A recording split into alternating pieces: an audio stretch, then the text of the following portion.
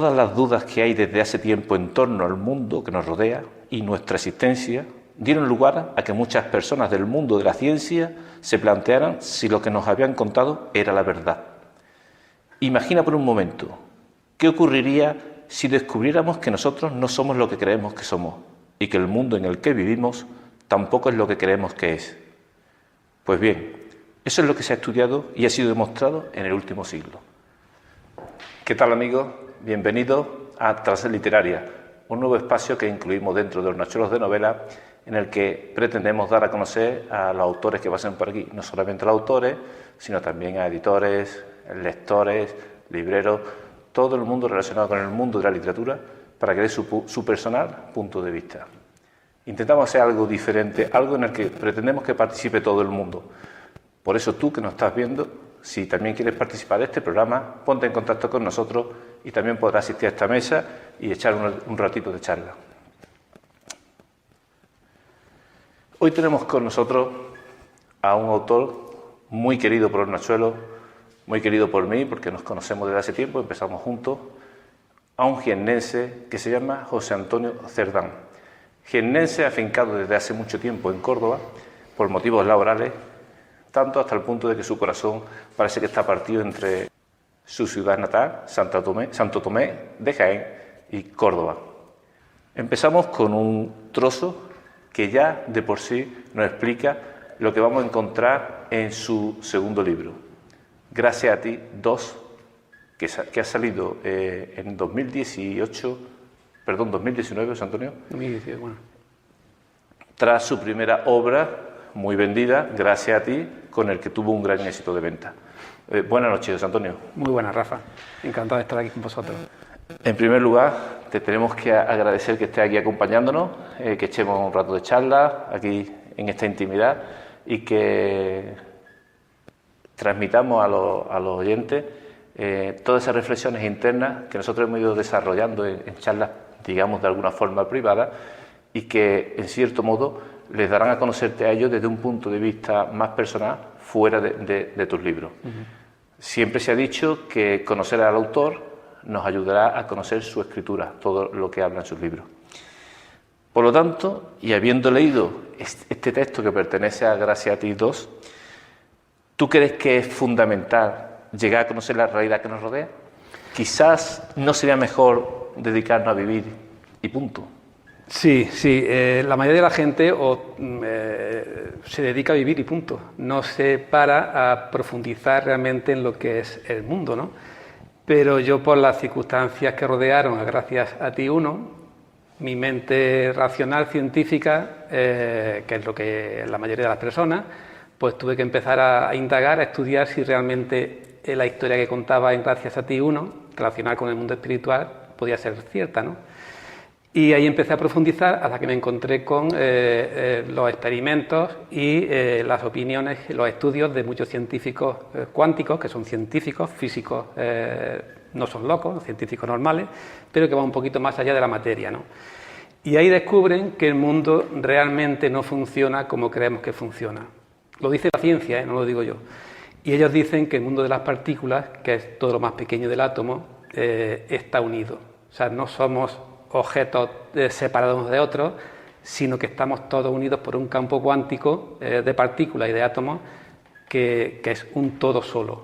Entonces, cuando te paras a pensar en eso, pues te das cuenta de que todo el universo está sincronizado, nada ocurre por casualidad. Si pasa algo es porque en su momento tiene que ocurrir. O sea, no es algo aleatorio que ahora surge, no. Todo va sincronizado para que todo ocurra en su momento. Y todos experimentamos en nuestra vida. Pero, José Antonio, perdona que corte. Lo que vivimos es algo distinto. Nosotros lo que experimentamos es el mundo grande. Tú ves, yo sé que tú eres una persona, yo sé algo distinto, las cámaras, todos son objetos separados de otros. Pero el mundo cuántico dice que eso no funciona así.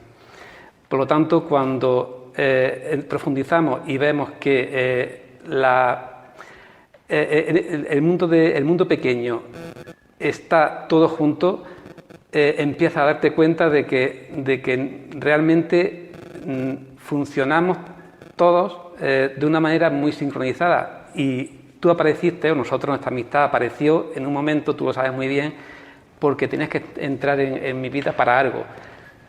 Yo no te busqué, apareciste tú.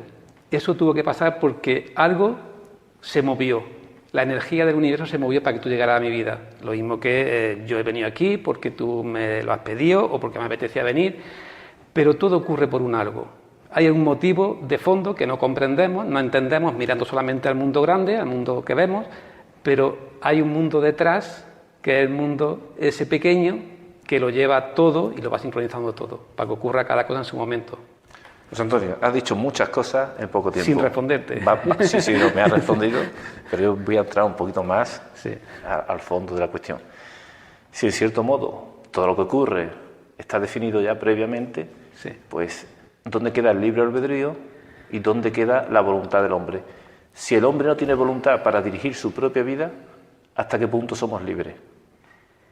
Libertad, tú puedes, en cierto modo, puedes decidir cómo te mueves en tu experiencia de vida. Pero si tú tienes que... Es como un GPS, tú tienes que ir de un punto a otro en la vida, no el mundo a un punto físico, sino tienes que evolucionar de una manera determinada en tu vida actual. Aunque te desvíes del camino, el GPS te va a decir que tienes que ir a aquel punto. O sea, aunque des vueltas, la vida te va a llevar allí. Lo vas a experimentar de diferente manera, pero tu destino no lo puedes cambiar. Tú como cuerpo, como Rafael Moya, no decides nunca. Tu mente sí, pero la mente va a ir donde le indique esa sincronía que hay en el universo. Y tu experiencia de vida no te la cambia nadie. Tú tuviste que acabar con tu mujer, sí o sí, tuviste que tener tu niño, yo con la mía, en fin, eso no lo puedes cambiar tú.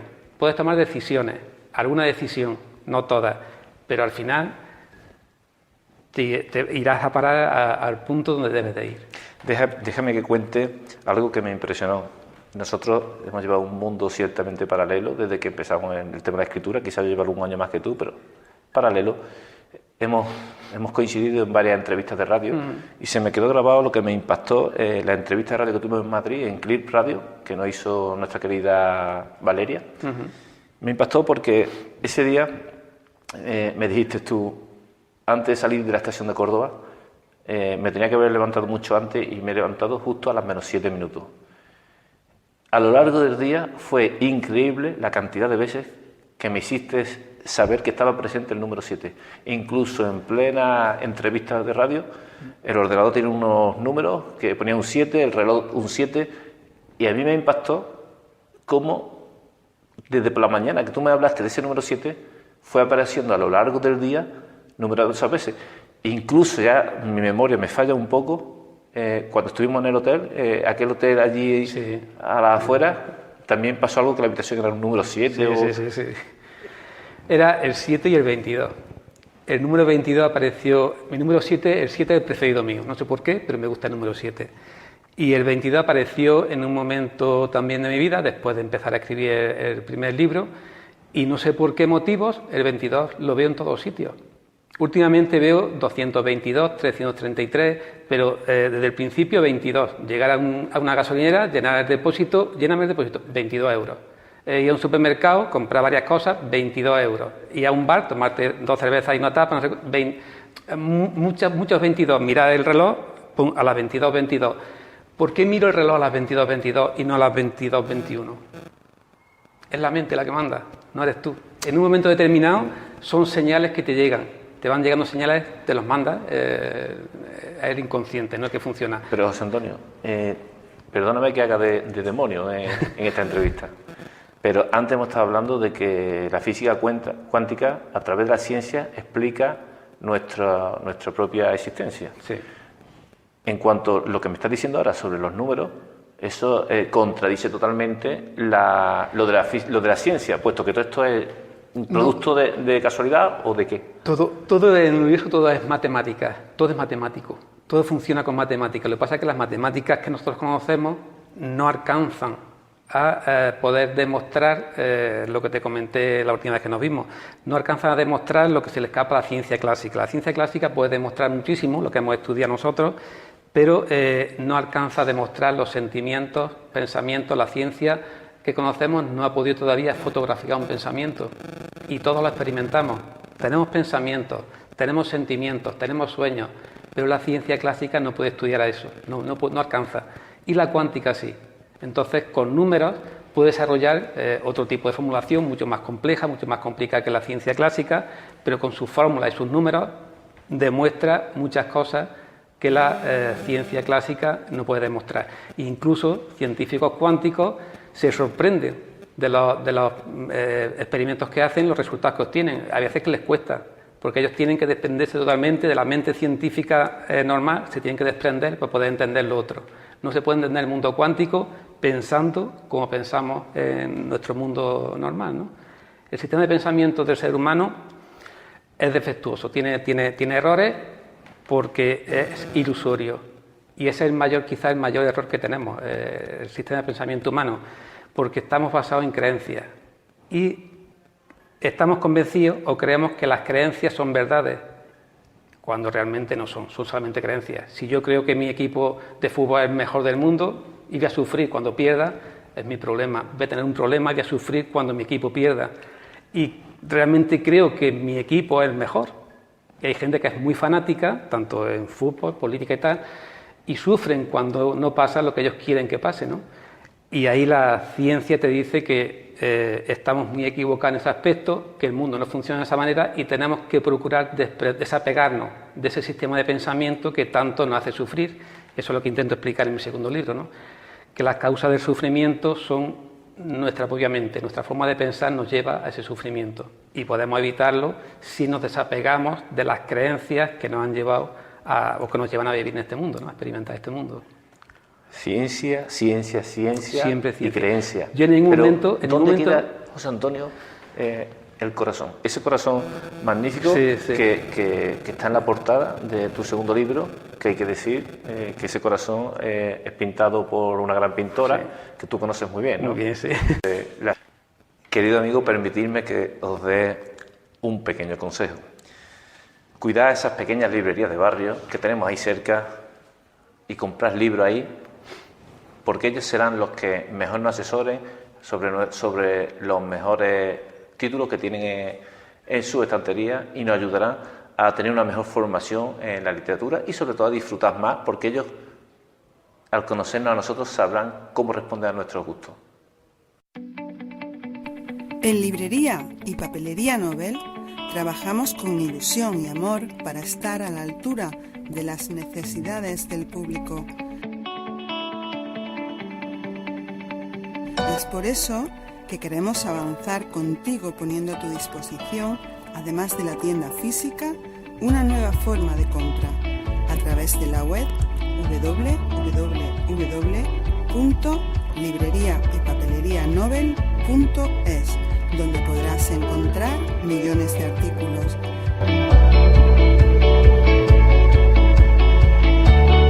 Queremos hacerte la vida más fácil y trabajamos constantemente para ello. Librería Nobel difunde cultura en general. Gracias por caminar con nosotros.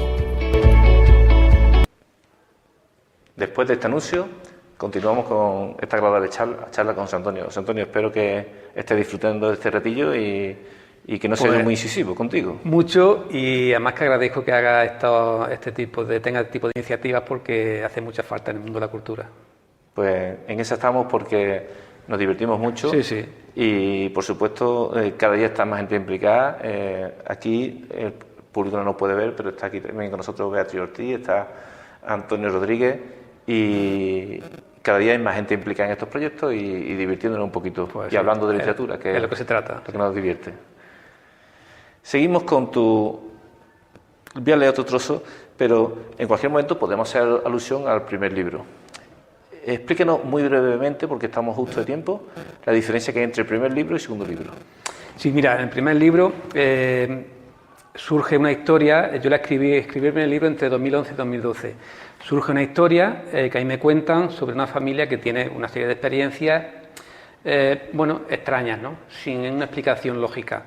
Ellos no sabían nada del mundo espiritual, no conocían nada, entendiendo como mundo espiritual no una cosa de locos ni nada de esto, no de fantasmas, no tiene nada que ver con eso. Es una cosa muy científica, es observación del mundo en el que vivimos de un punto de vista no intelectual. O sea, sin hacer juicio ninguno. Tú observas el mundo y no hagas juicio, ni hagas crítica, ni hagas nada, ¿no? Entonces, no es fácil, pero bueno. Y bueno, después de esta experiencia, resulta que ellos conocen después de varios años, conocen a una chica, una muchacha con unos 20 y tantos años que tiene una capacidad poco habitual y que puede resultar un poco extraña, pero ella era capaz de contactar con personas que ya han muerto. Pero contactar, pero no sin ningún ritual ni nada, o sea, directamente por donde va, si hay alguna persona, algún espíritu, lo ve. Pero hasta que llega esta historia, ella lo había visto, pero no había contactado de comunicarse con él, ¿no? Y a raíz de esta historia es cuando yo escribo, me veo de alguna forma implicado en escribir este libro. Me dicen que yo tenía que escribirlo, yo les dije que, bueno, ¿por qué yo? Porque no era directamente la persona que había experimentado esta historia, y me dicen que, de alguna manera, desde arriba, le habían dicho que tenía que ser yo. Bueno, pues yo me pongo, lo que te he comentado antes, a leer y a informarme si esta historia, agarrado a la ciencia, si esto podía ser cierto. Y me dijo que no me preocupara. Dice, tú no te preocupes, si vas a tener ayuda. Bueno, pues, ¿quién me va a ayudar? Dice, ayuda divina. Dijo, hombre, si hay ayuda divina, estamos salvados, ¿no? Pero que, bueno, yo empecé con muchas ganas, se dio un suceso muy curioso, que fue que a partir de aquel momento yo dormía bien, sigo durmiendo bien, pero a partir de aquel momento empecé a despertarme sobre las 5 de la mañana y me levantaba a escribir, incluido fines de semana. Todos los días me despertaba 5, 5 y media máximo. Me ponía a escribir y escribía.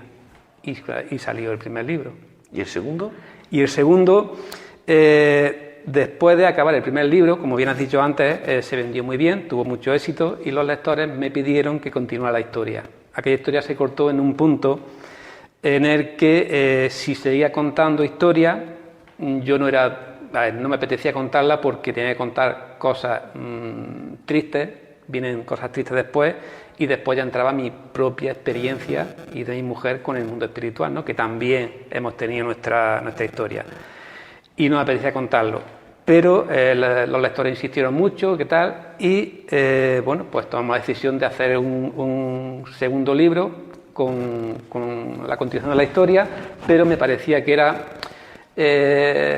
un poco extraño contar con 2 volúmenes, 2 libros que contaban historias reales del mundo espiritual y no explicar qué es ese mundo espiritual. Y por eso nació este segundo libro. Y desde esa parte espiritual, esto queda un poco raro decirlo, me comentaron o me dijeron a esta chica, le dijeron el orden que tenían que llevar los libros. Primero el que se publicó, el segundo tenía que ser este y el tercero será el que estoy escribiendo, que será donde cuente esa parte triste y mi propia experiencia con ese mundo espiritual. José Antonio, es muy difícil, este libro toca muchos temas muy variados y es muy difícil que en 30 minutos podamos abarcar todos los temas, pero sí hay uno de ellos especialmente me ha llamado mucho la atención. Voy a leer un fragmento que me ha impactado porque además es un tema en el que yo me siento muy involucrado y discuto mucho. Si miras esto detenidamente por un momento, verás que todo está organizado para manipularnos a conveniencia de quien realmente manda sobre la humanidad. Este control lo tiene uno o varios grupos de personas, que son quienes gobiernan a todos los que vivimos en el planeta y deciden sobre los acontecimientos que tienen lugar en él. Este grupo o estos grupos no están compuestos por los dirigentes que nos representan en los gobiernos visibles desde cada país y que dan la cara en los medios de comunicación. Siempre ha habido una leyenda urbana, como se dice en estos casos, donde dice que el mundo lo dirige por un grupo selecto de personas que son muy poderosos, y cuando hablamos de poder hablamos económicamente, y que este grupo muy poderoso que existe por ahí, hay no recuerdo su nombre, pero hay un grupo que se reúne cada X años. Y los Illuminati, en fin, se habla de varios. Y resulta que se dice que ellos dirigen los gobiernos, que ellos dirigen la economía, que en el fondo nosotros somos simples peleles de ellos, simples marionetas. Sí. Se habla del que tú hablas del grupo Bilderberg, creo que es. Empezaron en Holanda, en un hotel que se llama de esta manera, en los años 80 creo que fue. Y bueno, se hacen reuniones cada año en diferentes partes del mundo y bueno, ellos son los que en parte dirigen. Pero bueno, por encima de ellos, o entre ellos están los grandes banqueros, las grandes fortunas mundiales, que son las que realmente gobiernan al ser humano, las que ponen los límites en los alimentos, los que ponen las leyes, los que ponen, no las leyes locales de si tú puedes aparcar o no, leyes a nivel mundial, ¿no? Y vivimos limitados. Nosotros vivimos limitados y hacemos en cada momento lo que esos poderes quieren que hagamos. Y vamos dirigidos completamente por ellos. Cuando quieren que haya una guerra, se dan las circunstancias y provocan una guerra. Cuando quieren que haya una crisis, la provocan. Cuando quieren que la economía funcione, funciona. O sea, todo está dirigido por ellos, pero lo hacen de una forma muy bien organizada, muy bien argumentada, para que creamos que eso es circunstancias que se dan en la vida y quizá la culpa sea nuestra. Sin duda esta gran crisis, casi sin precedentes, bueno, tendríamos que irnos atrás del 29 en Estados Unidos, pero esta gran crisis que hemos tenido mundial, hay muchas preguntas que te hace que aún están sin respuesta. Muchas cosas que han sucedido incomprensiblemente. Dice, bueno, se ha creado una crisis mundial de dinero, pero bueno, el dinero tiene que estar en algún lado. Claro. O está en la derecha o está en la izquierda, en el centro de abajo. Pero el dinero tiene que estar. ¿Cómo que de golpe ha desaparecido todo el dinero? ¿Cómo esa economía, por ejemplo, como la española, que deberían pasar 100 años para recuperarnos tal y cual, en poco tiempo se habla de que se ha recuperado? Es tremendo. Cuando realmente no es así. Pero aparte que el dinero, date cuenta que el dinero físico apenas se toca, son todos números. Los bancos van con números para acá, números para allá, tú pagas con números al banco, tú te cobran a ti la luz. O sea, el dinero se mueve muy poco y cada vez menos. De dinero tiene que desaparecer. Esto será con tarjeta y serán números los que se mueven hacia un lado y hacia otro. El dinero se mueve muy poco. Pero realmente lo que tú dices, el dinero ha desaparecido. Alguien tuvo que montar un entramado muy bien dirigido para que sucediera esta crisis mundial. Con algunos intereses o muchos intereses, evidentemente. Nunca suceden las cosas por casualidad. Me acuerdo de un caso que fue también en los años 80, que fue un avión se derribó en un país, creo que fue en Egipto, no me acuerdo. Se derribó un avión y aquello pasó como que era un suceso accidental, una avería del avión y se estrelló, pero detrás de aquello se investigó y no era accidental, fue provocado para que ocurriera mientras estaba toda la prensa internacional pendiente de aquel suceso, se hicieran otras cosas ocultas, ¿no? Y todo funciona de esa manera. Lo que quieren que sepamos lo sabemos, lo que no quieren no nos vamos a enterar nunca en la vida, pero estamos adoctrinados para que pensemos de la manera que pensamos y que nos comportemos de la manera que nos comportamos. José Antonio, ¿tan ciego está el ciudadano de a pie como para no ser capaz de darse cuenta de que nos están manejando unos hilos y poder actuar? Utilizan, Rafa, la herramienta más poderosa que existe, que es el miedo. Una sociedad en la que la mente se manipula muy fácilmente, es muy manipulable, la mente humana. Y con el miedo es muy fácil. En el momento que a ti te dicen crisis, multa o tal, te vienes abajo. En estos tiempos hay mucha gente que se tira con violencia a la calle, pero todo por el miedo, por miedo a que sus ideas sean aniquiladas, ¿no? O se disminuyan. Entonces, la gente en el momento que hablas de miedo o que sus ideas van a cambiar o que el ambiente político no es correcto como ellos piensan y tal, con miedo lo llevas hacia un lado o hacia otro, lo puedes manipular fácilmente y eso se ha hecho durante siglos. Entonces una mente, siglos no milenios, pero bueno, los últimos 2000 años, nuestra era, la mente humana está totalmente manipulada y nos hacen creer lo que quieren que creamos. Y si a ti te dicen que esto es de esta manera y te dicen que la Tierra es redonda, a gente en su época los mataron porque dijeron que la Tierra era redonda. Costó un siglo, porque veníamos de la idea de que la Tierra era plana. Aquellos veían todo plano y decían, la Tierra es plana. Y cuando llegó uno dijo, no, la Tierra es redonda. Los mataban.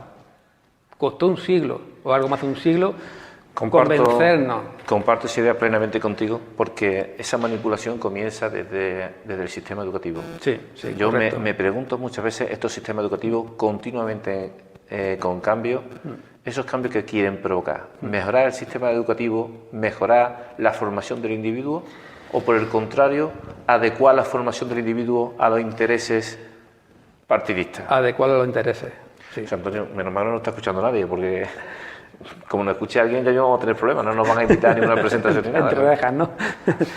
¿No ves tú eso? ¿No estás de acuerdo conmigo? Yo me suena que quiero recordar que a principios del siglo, en el año 1915 o por ahí, alguien se le ocurrió por intereses, evidentemente, que era bueno formar a las personas, porque cualquiera trabajaba en una empresa y bueno, hacía lo que podía, ¿no? O lo que sabía.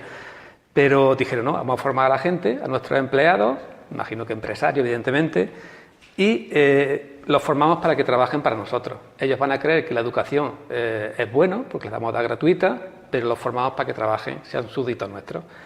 Y empezaron a implantar el sistema educativo, se fue extendiendo y pareció bien. La gente decía, coño, nos están enseñando, nos están enseñando en una educación gratuita, nos enseñan ciencia, nos enseñan, bueno, pues encantado de la vida, ¿no? Y no se daban cuenta, o nos dimos cuenta de que lo que estaba es formando peones, formando oficiales para ocupar los puestos que ellos creían en las empresas que ellos manejaban, ¿no? Evidentemente, con el tiempo hemos visto que la educación ha avanzado, pero ha avanzado según los conocimientos, según los estudios de la ciencia, pero no ha avanzado según el sistema de pensamiento humano. Eso no se ha dejado libertad, porque cuando han salido algunos cerebritos en esto, de momento lo han quitado del medio, ¿no? Gente que ha empezado a estudiar o a indagar donde la ciencia no quiere que se indague, la ciencia me refiero a los grandes poderes, sí. Lo reconduce. Y además los estudios dicen que la libertad que tiene un alumno desde que se empieza el colegio, 4, 5, 6 años, hasta los 12 o 13, que le limitan, se reduce en un porcentaje muy elevado su capacidad de poder investigar en un campo mucho más amplio que el que la ciencia se limita, ¿no? Entonces, evidentemente pasa eso, que si tú sales un niño con unas capacidades fuera de lo normal y quiere hacer algo fuera de lo normal, la educación nuestra lo reconduce a que no se salga fuera de los patrones que están establecidos y le enseñan lo que está permitido y no lo dejan salir fuera de ahí. José Antonio, se está consumiendo nuestro tiempo, pero no quiero terminar este programa sin tocar uno de esos temas grandes que me han llamado mucha atención. Hablas en tu libro de la ley de la atracción. Uh-huh. En el fondo, todos estamos conectados por esa ley de la atracción. Explícanos brevemente qué piensas tú sobre la ley de la atracción. Sí. Lo que pasa es que no nos damos cuenta. No nos damos cuenta, pero si tú vas a hacer algo en la vida, algo que te gusta, y vas pensando, quiero hacer esto, pero ¿y si no lo consigo? La forma de pensar nuestra siempre, hay un personaje, una voz ahí siempre que nos habla, que es el ego, y siempre el ego piensa mucho en negativo, nunca es positivo, el ego siempre te limita, te recoge, ¿no? Y si tú te quieres hacer algo y te dice, siempre piensa, ¿y si no lo consigo? ¿Y si surge esto? Siempre vas pensando en que va a surgir algo que pero es por el sistema de pensamiento nuestro que te limita. Pero si tú te consigues controlar ese sistema de pensamiento tan negativo que tenemos y consigues abrir ahí ese espacio y dejas libertad para que tu corazón, tus señales que llegan del universo, que te guían y tal, lleguen hasta tu vida, que tú puedas experimentarlas tal cual van apareciendo, evidentemente no tenemos límite. Aunque creamos que sí, no tenemos límite. Por lo tanto, eso nos dice que si tú piensas algo y quieres hacerlo, o dudas de si hacerlo o no hacerlo, hazlo. Nunca te quedes con la gana de probar si aquello podría haber funcionado. Pero nunca lo hagas pensando en que no va a funcionar. Siempre hazlo convencido de que aquello es lo correcto. Si sale, sale, y si no sale, bueno, pues tomará otro camino. Pero nunca vayas con el miedo, o nunca vayas pensando en que a lo mejor no funciona. Tienes que probar. Si a mí hace 5 años me dicen que yo voy a estar sentado ahí contigo hoy, no lo hubiera creído. Yo soy muy tímido y yo en público era imposible. Hoy, bueno, más o menos me enfrento, ¿no? Pero era una experiencia que tenía que hacer en mi vida por algún motivo y bueno, pues aquí estamos. Pero que realmente la ley de atracción funciona. Si tú quieres conseguir algo, yo lo explico en el libro en 3 pasos que hay que hacerlos, pero claro, hay que hacerlos con el convencimiento de que eso funciona. Si lo haces, voy a hacerlo para probar, no va a funcionar. Convencido de que eso es así. José Antonio, llegamos ya al final del programa, incluso nos hemos pasado un poquito y tenemos que terminar. A todos invitaros a que habéis quedado con ganas de más, que tanto gracias a ti como gracias a ti dos podéis conseguirlo en cualquier librería. Y aparte de eso, José Antonio, al que le deseamos mucha suerte con el camino que tiene por delante de presentaciones y firmas de autor, que te vaya muy bien, que te vaya lindo, como dice en Sudamérica, y que nos veamos por esa feria. Pues muchas gracias a vosotros y gracias a ti, Rafa, siempre. Y a ustedes os convoco a un siguiente programa, porque todavía quedan muchos autores que pasan por aquí, muchos libreros, muchos editores. Hoy ha sido un programa muy relajado con José Antonio, otros días quizás nos tiremos los libros a la cabeza y discutiremos. Os convoco aquí y no os perdáis el siguiente capítulo de Transliteraria.